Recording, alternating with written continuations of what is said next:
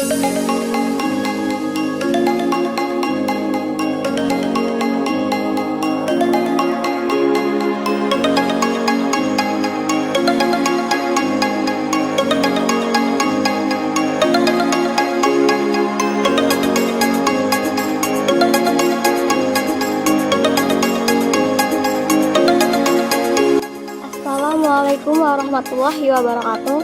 Perkenalkan, nama saya Supriyatin dari Prodi Fikih PAUD 3B. Di sini saya akan memberikan penjelasan mengapa buku keempat tersebut menjadi buku yang ramah anak.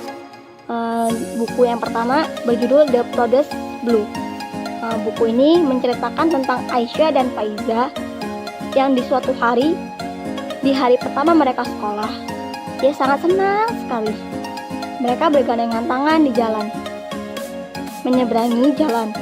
Ketika sudah sampai sekolah, mereka disambut dengan seorang yang laki-laki yang menghina hijabnya yang dipakainya. Tapi ini tidak membuat mereka bersedih. Justru mereka tetap bangga dengan hijab yang mereka pakai. Di sini memberikan pelajaran bagi untuk anak bahwa ketika mereka sudah memutuskan sesuatu, maka mereka harus bisa menerima konsekuensinya. Untuk buku yang kedua berjudul Kopi Ajaib oleh Baby Haryanti.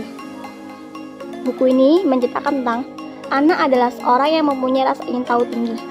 Nah, dari cerita tersebut memberikan pelajaran bahwa ketika anak melakukan sesuatu tanpa didampingi orang tua akan menimbulkan masalah. Contohnya di cerita tersebut adalah ketika anak menumpahkan kopi dan menjadikan kopinya itu berantakan. Jadi ketika anak nanti mendengar cerita tersebut dan membaca ceritanya, dia sudah terbayang, oh kopi ini pahit ya, jadi tidak boleh diminum anak kecil. Terus mereka sudah kebayangnya kopi pahit karena anak-anak tidak suka dengan rasa yang pahit. Jadi di sini mereka akan berpikir, nanti kalau saya ingin sesuatu, saya bilang deh sama orang tua saya ingin mencicipi ini loh bu, saya ingin ini loh bu, dan didampingi dengan orang tuanya mereka. Dan buku yang ketiga yaitu buku ketiga dengan judul Mod Aki Tak Lagi Kesepian oleh Tias W dan Danus Fitria.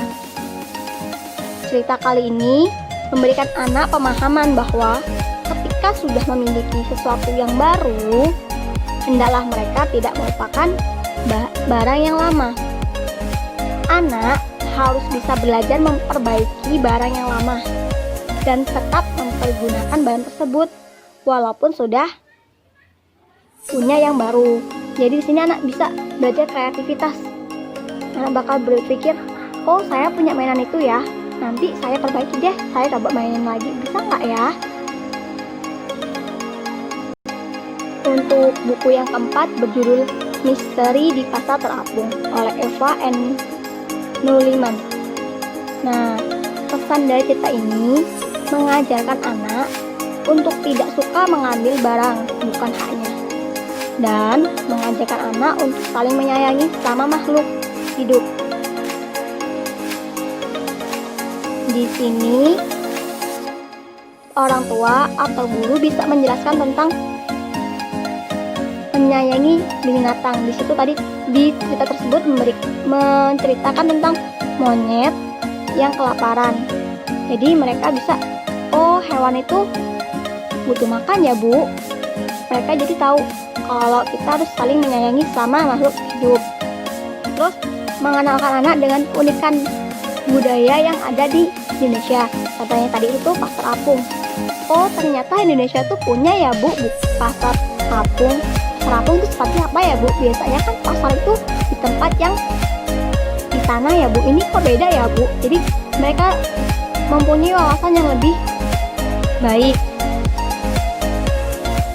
Karena buku ini mengajarkan tentang budaya, maka nanti orang tua dan guru atau pendampingnya bisa menjelaskan mengenai budaya yang ada di Indonesia kembali. Contohnya lagu-lagu daerah atau makanannya. Jadi mereka bisa menangkap, oh ini loh Indonesia, banyak budayanya, banyak keragamannya. Jadi mereka berpikir sudah mempunyai bahwa Indonesia ini memiliki keberagaman yang berbeda-beda. Jadi kesimpulannya, dari buku pertama, buku kedua, ketiga, dan keempat itu sangat rekomendasi banget untuk anak usia dini. Karena apa? Karena di sini menceritakan tentang kehidupan anak, terus bisa mengembangkan pola pikir mereka, mengenalkan mereka budaya, memberikan mereka karakter mereka yang tadinya harus prinsipnya kuat, terus rasa ingin tahu yang tinggi itu harus rasa ingin tahunya seperti apa, salah atau benar ya Bu, satu ya. Belajar kreativitas di sini kayak tadi permainan yang mereka punya barang yang lama nih, terus dibeli yang baru. Sayang kan kalau dipakai, boleh mereka bisa belajar untuk memperbaikinya dan bisa dimainkan kembali.